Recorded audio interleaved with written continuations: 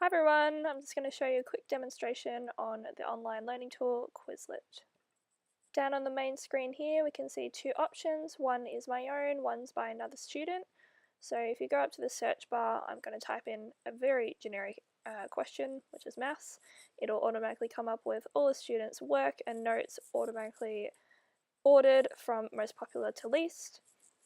To start off with, we're just going to create our own topic. So we're going to start by putting out a heading, which is ICT, and then we're going to put in our term and our definition. And as you can see underneath, you would just keep going for how many you have for that topic. So we're just going to skip that part. For convenience sake, I've just pre-made one with a couple terms in it.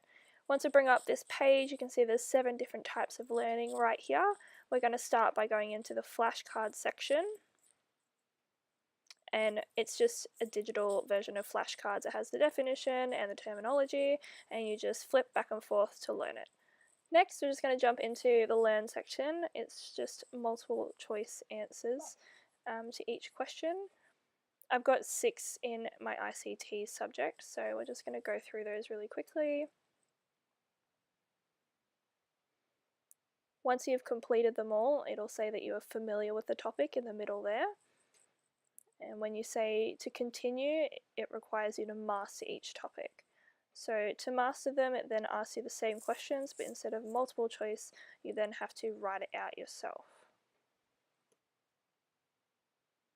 Alright, next we're going into the write section, which is exactly what it says. It just requires you to write the question. If you're unsure on an answer, you can click don't know, and then there's the little audible buttons there that you can click for it to read it out to you. The next way of learning we have is the spell section, and do exactly what it says there. You type what you hear. So you can't hear right now, but it's reading out the question and you need to write it down.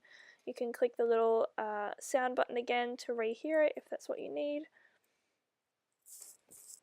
And next option is the test section, which we're all familiar with. There's written questions, match questions, multiple choice, and at the bottom there's true and false. When you complete the test, it'll come up with what you got right and wrong, areas to improve on. It also gives you the option to print it out if you had a classroom of people, and also gives you the ability to create the kind of test you like, so the type of question or the type of way you'd like to be tested. Quizlet also has 2 game modes. This is one of them here. It's called Match, which I'm sure you could guess. You just match each terminology to the definition. The last way of learning on here is called Gravity. It's a game as well. It allows you to select your difficulty at the start, and the point of this game is just to have the answer ready by the time it hits the bottom of the screen. So this one I wrote the answer in quickly. This next one I'm going to let drop to the bottom so you can see what it asks you.